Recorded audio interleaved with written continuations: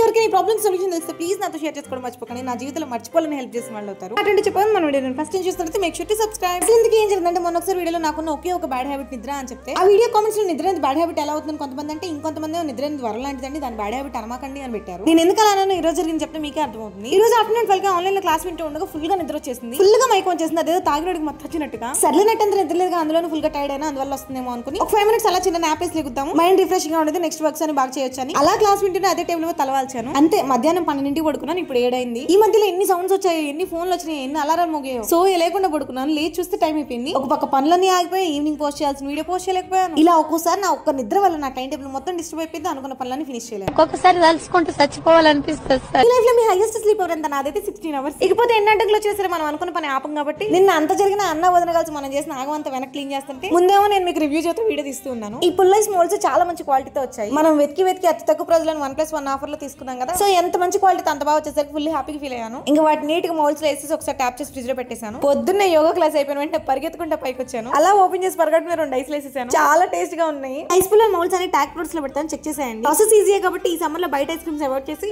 ఇంట్లో చేసి పెట్టండి. ఫ్యామిలీ మెంబర్స్ అందరూ చాలా హ్యాపీగా ఫీల్ అవుతారు. ఇకపోతే మన మ్యాంగో గారికి ఇంకా మెలకు వచ్చినట్లేదు, బయటికి రానంటున్నారు. ఐ మీన్ మ్యాంగో ఐస్ ఇంకా ఐస్ అవ్వలేదు. అది ఇంకా తర్వాత తీసుకొని తినేసాం కానీ వీడియో తీయడం మర్చిపోయాను. మీరైతే వీడియో లైక్ చేసి నా ప్రాబ్లమ్ సొల్యూషన్ కామెంట్ పెట్టి ఈ ఐస్ పుల్లలు కావాలంటే ఆర్డర్ పెట్టుకుని మన ఛానల్ సబ్స్క్రైబ్ చేసుకోవడం మర్చిపోకండి. ఉంటాను.